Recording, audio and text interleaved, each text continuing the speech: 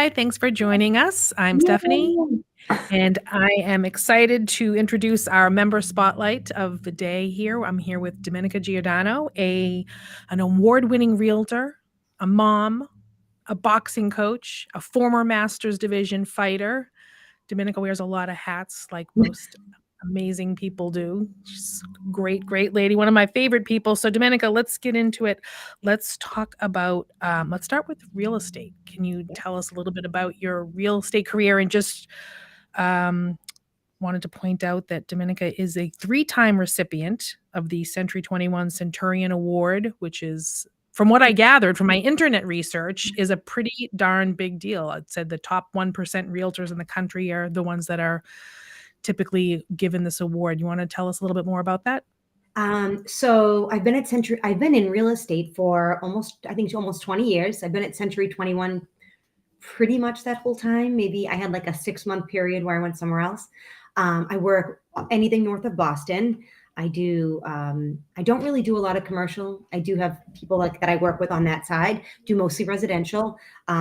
It's about 50-50 for sales versus, listings versus sales. I just did a presentation. I'm trying to think of my first slide. I think I have had like 180 transactions in 5 years or something like that. I forget what the Wow. slide said. But I've been blessed to be really busy. I have awesome clients. Almost everything is through referral, thank God, because I'm not good with technology. I'm not going to be like a good TikTok realtor. Yeah, I love it. It's a great job. That's great. That's great. And I know that you had mentioned in that an interview that I read with you that one of the things, the catalyst for you transitioning to real estate was to have more work-life balance because you're also a mom. Yes. Yes. If someone was going to screw my kids up, it was going to be me. That was what that was what I knew. I left the hospital. My background, my degree is in cardiopulmonary science from Northeastern. I did work in that field at Children's, and I also taught at Northeastern. And then we wanted to have kids, and everyone had nannies, and we were on call constantly. And I'm like, oh, you know what? Let me just do something else for a few years while my kids are small, so I can, get them started before they go to school, and then I'll go back to the hospital, obviously. Mhm. So real estate was supposed to be like a 4 to 5 year plan. And then I really do love science, but this just fit better.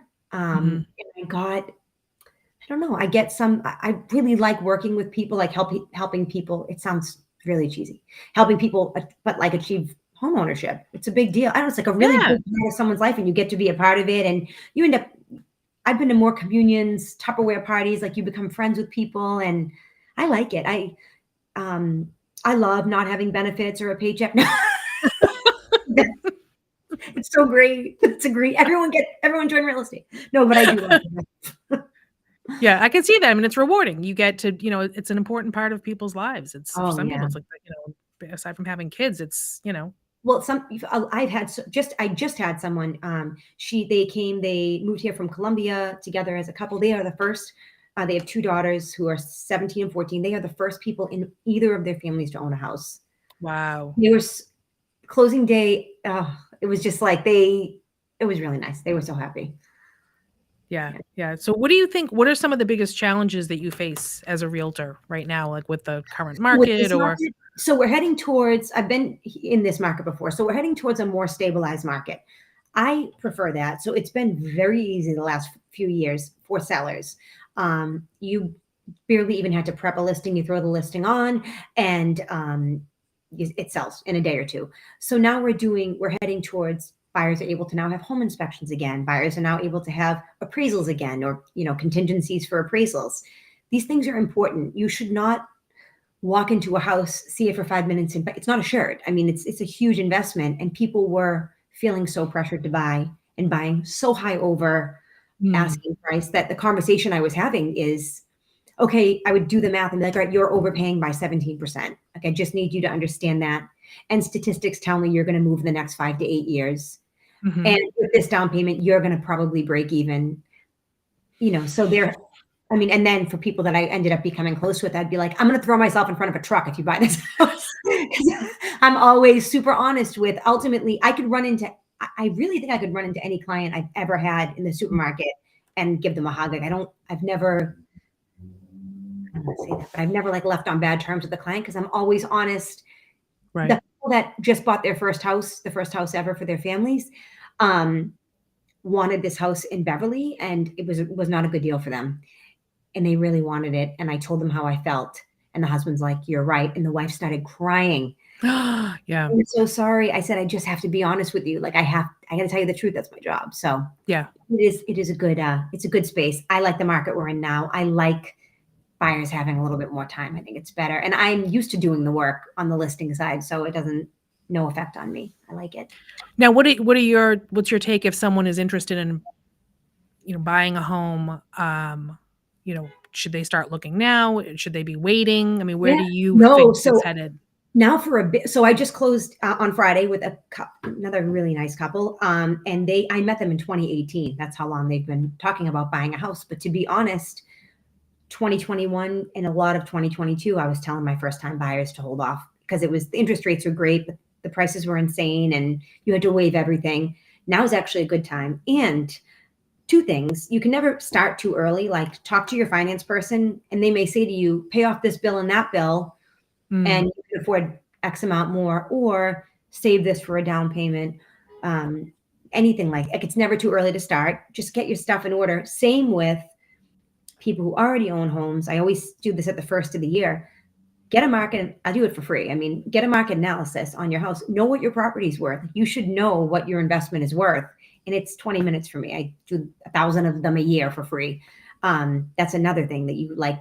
Do all your prep work when it comes to real estate. I think it's super important. mm. Now, would that be for someone who, even if they're not interested in selling their house, just to keep track and Yes. keep Yeah. current of knowing the current value? Don't you think? I mean, because well, we're not seeing as many, obviously, home equity lines of credit or refis right now. I just still think so. For our counties, Essex, Middlesex, Suffolk, 2020, 2021, and the beginning of 2022, we went up 27.4% in value on average. 27.4% on average. So if you bought a house a few years ago, please don't go on Zillow. They don't know, but you really don't know what your house is worth. Zillow, it's a nice tool. It's not super accurate. It doesn't have to be me. Have any realtor come in there. Any realtor will do it for free. Have them do a market analysis for you. Then you know what you're sitting on.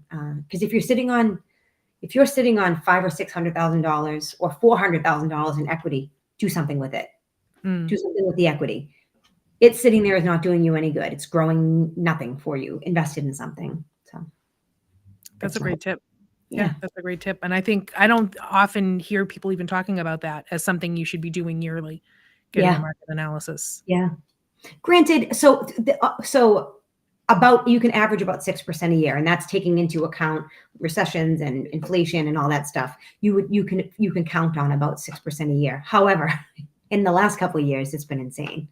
Mm, awesome. Interesting. So let's switch gears a little. Actually, let's get to the award because I kind of lost track of that. So, how do you get this? How do you win this award?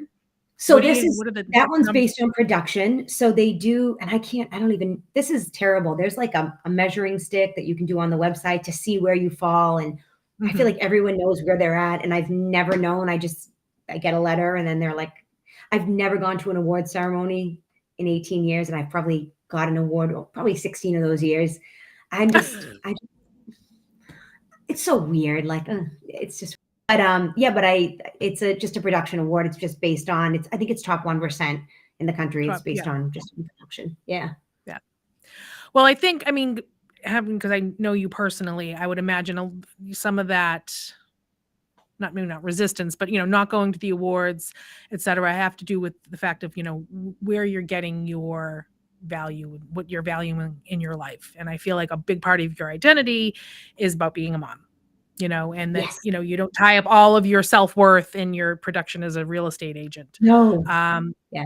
so do you want to talk a little bit about that? Because I know there are a lot of people out there that, again, especially when you, as a woman, when you're wearing a lot of hats, you have to kind of spread your attention around. So, I do know that about you is that you're very involved in your kids' lives. So there's obviously a limit to how much you can participate in, every aspect Yes. of your career. So do you want to tell us about your home life and your kids, your Sure. family? I just want to say to Melinda, I was saying like a home equity line, just so you know. You don't have to sell and reinvest, then you have to buy. But for myself personally, I just took out a home equity to, well, I have an idea. I'll talk to Stephanie about it later. But it's a secret for right now. But it's for an investment. So my home life is, so I've been married. I've been married to John for 20 years. We've been together 27 years. We have two boys, 14 and 17. My senior in high school. I was just a senior like a week and a half ago. My son's a senior. He is on the autism spectrum. He also a few years ago was diagnosed with bipolar disorder. So a lot of my time. So I've scaled my life to be able to cater to my children to an extent. Like the house I live in, the house that we purchased I love it, but it's very small. But there is always that idea that my son I don't know if he'll need residential or whatever. I need to have money free for that. His therapy appointments and medication is a mortgage payment a month. So it's about the same. So my life is catered towards my kids. And yet I still feel like I don't do enough for them, which is like classic overachiever. There's never been a question of where my family falls. It always comes before my work. That being said, I have an awesome husband, so he's always there to support me. And I don't even know. I mean, my clients know I have kids. I think they probably think I don't see them because they're like, "Do you go home for dinner?" I'm like, "Oh, it's fine." But I definitely try. I never bring my any issues that I have with my family into my work. I do keep them separate. The one thing that plagues us as women, and I see this much more for women than for men, is that we are expected to raise our children as if we don't work and to tend to our careers as if we don't have families. There is pressure I put on myself for sure, but that's also like a societal construct that we are told your house should be clean, dinner should be homemade, your kids should be, raised, you need to do the PTA, you need to do field trips. Also make sure you're making 200K a year. It's like the pressure of that is enough to send anyone crazy. And that took several years because JG struggled so much when he was little. It always put things in perspective for me. But there's definitely, I don't have it figured out. There's a tightrope there. I don't know how to balance that out. I'm never feeling like I'm good enough on either front. So regardless. Well, there is. I mean, there's absolutely a lot of pressure that, Yeah. especially we were talking about this before we got on the call about, on moms and Oh, women in general. And, like even just going on, say on social media, and I had to get off TikTok. It's a really mean place. But anyway, even just for women, we look at these images of other women that aren't even real. I know I do this. And then I just beat myself up over it. And it's almost, and I don't know if it's just our society, but it's almost like the standards for us are so high. And then you wonder why people walk around depressed and stressed out. Well, you're giving me this unattainable standard, or I'm accepting this unattainable standard. And then I'm trying to make it balance my life around. And then when I have a laundry basket full of laundry, which I do right now, I feel bad about myself. And it's like, so as we discussed, mid 40s has brought me to be like, that's okay. Like I'm still nice and hilarious. I don't know. I got other good things. The house might not be that good. Yeah, but it's a lot. We have these. I don't think people appreciate how hard it is for women. Men, I'm certain, have their own issues, and they don't even get to talk about them. So that must be awful too. But for women, that pressure, the raising the kids pressure is tough. Right. So, well, in addition to that, like I said, I started with it. You do wear a number of hats, and you are a former Masters Division fighter, Yay. and now you are functioning as a coach. Yes. And so you want to talk about that, about your new gig as a boxing coach? So I ended up, this is like, life is interesting. And I ended up coaching the number one professional MMA fighter in New England. Ridiculous, because I've seen about 3 MMA fights in my life when I started coaching him, but I was coaching him on the boxing side. And then I coached one of my friends, Stephanie, and whatever. Coaching is supernatural to me because I'm a nurturer. So I work well with a specific kind of fighter. I think anyone can have a good eye. I think anyone can take the classes and learn physiology, but the way you connect with your fighter is what makes, a good fighter makes a good coach. But what makes a good coach is that connection that you have with your fighters. So I work really well with specific fighters, especially like if you have authority issues or I'm going to like Mhm. love you into it. I'm not a yeller. Um, it is my favorite thing to do. I just love it so much. That's Really. great. Now, what was it like for you back when you were fighting yourself, trying to find the balance for that to be a when did I you did, start actually so I started competing? with you. So I started Haymakers for Hope 2016. Now, I'd always loved boxing. My brother had been a boxer, and I've always loved it, always watched it. I was very, very overweight, and so I'd never played a sport in my life. And then I heard about Haymakers. I went to the gym. I lost, I don't know, like 60 pounds. Um, and I just was like a fish to water, like this, the person that you would have thought never would have been okay with Mhm, boxing. And it came pretty naturally. No issue getting hit was another thing, as far as like, it's not that, I don't know, sometimes I like it, but it was like I thought I might turn away that wasn't an issue. I said I'll do this fundraiser, that way win or lose you're raising money, it's awesome.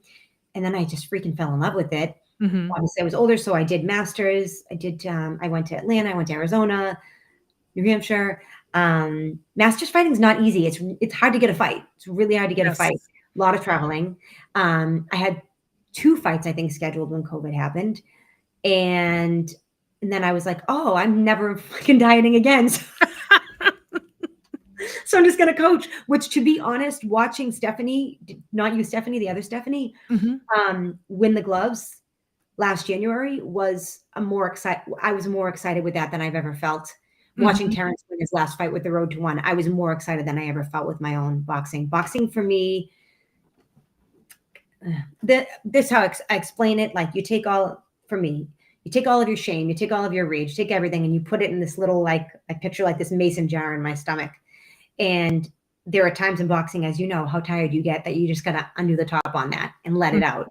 So I love the sport so much, but fighting for me, I have to go to a place that I'm not as comfortable with now as I was. So that's how I ended up That's coaching. yeah, Yeah. that's all And that's a it's really all boxing. It's 24, and the workouts aren't fun anymore when I'm competing, because it's all I care about. And I get very goal driven. So yeah, I mean, it's definitely it's a whole other full-time job that yeah. you have to add into your mom full-time job and your Yeah. full-time job, and yeah, it's just another hat.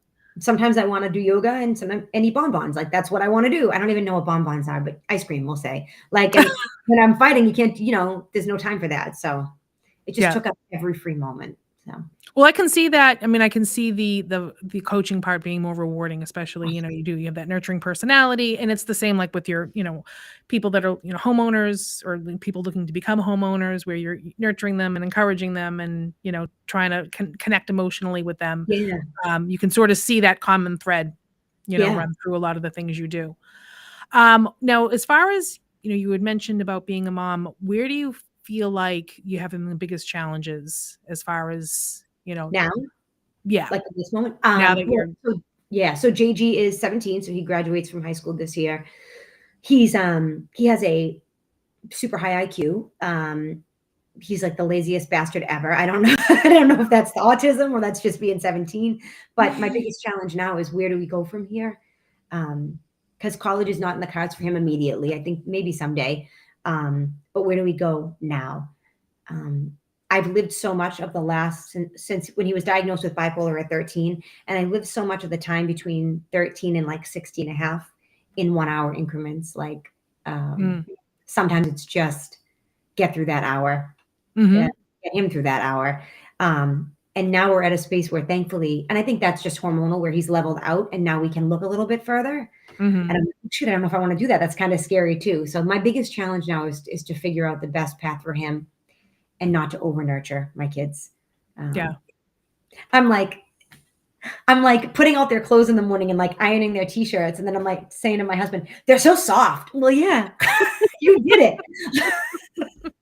You expect? I'm mixing their oatmeal in the morning, like, yeah, of course they're soft. So Mhm. that would be my biggest challenge, I think, is I tend to do. Also, I'm a control freak, so like I can just do it faster. Yeah. But my 14-year-old the other day, I said he had dress clothes on, and I was like, "Here, take your belt." He's really smart. He's a great kid. And he's like, I know how to put this on. And I was like, Jacob, come here. And so I started doing it. And he goes, oh, I didn't know that's what those loops were for. And I'm like, what have I done? What did you think they were for? No, belt loops. Like, Oh my what did I God. do? It's like, I need to really start giving him some more independence, I think. Yeah. Maybe you'll have to take on another project. I don't know. Something else take up some more time that you. Oh my God. Yeah, that's when I'm at home. Oh my gosh. So, your boxing coaching, how are you fitting all of that in with all of the other stuff? So luckily, so Terrence, for instance, trains 24 hours a day. So if I'm like, all right, I'm free at 7:30 a.m. or I'm free 2 to 3:30, like he can just work out with me at those times. A lot of training too for him conditioning wise is like me writing up stuff, like writing up routines or sparring is typically like later at night, so that works out pretty easy for us. I just fit it in, it's really all I do. I don't watch TV. I'm telling you, you stop watching TV, you have an extra 22 hours a week. I'm telling you. I deleted TikTok. I got another 2. Yeah. Another 2 hours. So what do you do to wind down? What are your do you wind down, or I just press a there's no button and I wear out like a computer. Do I wind down? No, it's terrible. Yeah. Honestly, I have an enormous amount of energy all the time. People are like, that's so great. I'm like, really? Yeah. Trying to go to sleep. Doesn't feel great. Yeah, it's not that great. I have a lot of energy, and when I am focused on it, meditation and journaling is huge. Journaling is the one thing that'll chill me out at the end of the night. And sometimes I'll sit like on this coyote, so not like inadvisable, but I'll sit on my back in like the freezing cold in like at 10 o'clock at night, because just something about being outside, just quiets everything. Yeah, I get it. But I would winding do down, the same. yeah, that's a tough one. That's why I started incorporating yoga into my life, which is so awesome. And I always hated it, and I love it now. But that's definitely big. So what's coming up for you? What do you see the next 5 years, 10 years? What are your goals? So I just did this goal setting thing. So I'm just gonna say it, I suppose. I think so. I think we're gonna open a gym, my husband and I, and my brother. That's what I would like to do. That's ultimately not a big gym, not a fancy gym, just a place for fighters. Probably a misfit crew is what I generally attract. I'm still in. I can't leave my job. I love my job anyway, but I really can't leave. John can likely leave his job. So that would be the plan for us. God willing, we figure out the space for JG. There's like a couple of transition programs that I'm looking into. In 5 years, Jacob will be graduated. And I hope my mother moved in next door. I just hope that I haven't murdered her by then. That's my 5-year plan. Keep my mother alive. Open a gym. When I wrote my list of goals, so many of them were centered around like if I could, well, I can craft my own life, I guess. If I could craft my own life without limits, what I ultimately would want is to live. There are times I live from a place of compassion. And I do have a lot of love. And I live from a place of compassion. And those are the times in my life I feel best. So if I'd like to get my life, you can't live there forever, but I'd like my life to come more from that space. That's my number one goal. If I could pick anything that would make me happy, it would be to live from that space. I have a hard time realizing that I can be loving and compassionate and then also like threaten to burn someone in my capacity. It's fine. Both those things exist in you. I'm like, I'll stab you in the face last week. And I was like, wow, that was so aggressive. But it's hard to recognize that both of those things can exist, but they do because they exist in me. So the more I can accept that piece of myself instead of saying, well, you're not a good and compassionate person because you just threatened to stab someone in the face, not to them. Yeah, I think that it's a great point. Is that people want to bypass and think that it's all love and light, and it's not. It's not, No. and that's being Wolves, being realistic. Man. 2 wolves, right? I'm trying to feed Right. I'm trying to feed the good, the happy one, the compassionate one, but that other one, I'd say it's part of me. So It's still there, and that's good. And then it's good that you Yeah. see it and you honor it. I think a lot of people don't, and that's where they get themselves stuck, is that they are like, oh, I have to be only this way. I can only show up Oh, you like feel this. bad. All the Yeah, you rest is feel bad bad. about yourself. Yeah, Yeah. just because it's all about balance. Well, Yes. thank you so much for talking to us today and enlightening us Mm. to all the things that you're up to. I always love putting together these little snippets of like, okay, what are the things, she's an award-winning realtor and she's a boxing coach and it's like I Funny always when try you to say pick like the top couple things, but it, I think it's worth celebrating, women who are, maybe I'll end with this question. A lot of these conversations I think are about, celebrating women that are living outside the box a little bit, don't have a Mm, super traditional path. yeah. Whether that be in interests, like, but and wearing lots of hats and, doing unique things. And I think a lot about and wonder a lot about what is it? Like, what's the thing? What's the emotional thing in some women that drive them to do these things that are more outside the box that maybe most people are like, she's doing what? And what do you feel like that is for you? What is it in you, if that you know of, that you can think of that Mm. drives you to try to achieve these sort of, not super traditional paths and, Crippling insecurity. No. Horrific anxiety. Oh, the boxing got, I think with the boxing, it just gets under your skin, right? I tend to do some volunteer work. So the Haymakers for Hope thing is how it all started. I think that's Mhm. what got, ultimately attracted me to the sport. But I think, but I really am not kidding. I do think that there's definitely a tie to um, a feeling of self-worth that drives me. We talked about this. Like am trying. I think there's probably a piece of it that's very unhealthy because it's me trying to make myself feel worthy instead of Mhm, mhm. honoring that maybe I'm just worthy as I am. I try to do all of these things, and then, like my husband will say, he's like, "It's not everything is 100,000%," and I'm like, "But it kind of is." I'm like, "Go over there, mid achiever." No, he's awesome. Um, but I think that is what drives me, is likely some feeling of inferiority. That's a great note to end this All podcast. right, on that note, and But it's true. I'm just being totally I love honest. it. No, I love Yeah, the honesty, and that's fair. That's yeah. fair, and that's something Let that's me say, I probably did not recognize that like a few years ago. It has not been a running theme in my life. It's through work that I've done in the last few years that I've been like, oh, that's what makes me have to go 1,000% all the time. Mhm. Well, a couple of our comments here, people can relate, so Oh, I good. can too. I mean, Yeah. it's yeah. Yep. Well, thank you. That was a very enlightening conversation, and thank you for sharing all of your Thank you. self with us. And thank you all for tuning in, and we'll be back next week. Yay. Take care. Bye bye.